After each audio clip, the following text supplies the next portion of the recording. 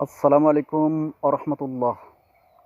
আজকে আপনাদের সামনে যে বিষয়টি নিয়ে কথা বলবো, বিষয়টি হলো নবী সাল্লাল্লাহু আলাইহি ওয়াসাল্লামকে উদ্দেশ্য করে বলা হয়, নবীকে নবী সাল্লাল্লাহু আলাইহি ওয়াসাল্লামকে সৃষ্টি না করা হলে আসমান জমিন বা বিশ্বের কোনো কিছুই আল্লাহ সুবহানাহু ওয়া তাআলা সৃষ্টি করতেন না।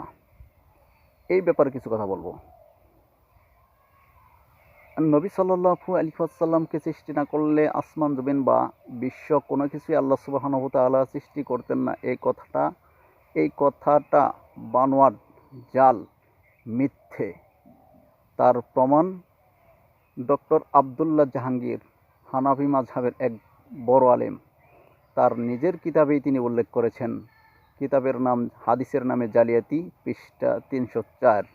এখানেই উল্লেখ আছে, নবী সাল্লাল্লাহু আলাইহি ওয়াসাল্লামকে সৃষ্টি না করলে আসমান জমিন বা বিশ্ব কোনো কিছুই আল্লাহ সুবহানাহু ওয়া তাআলা সৃষ্টি করতেন না।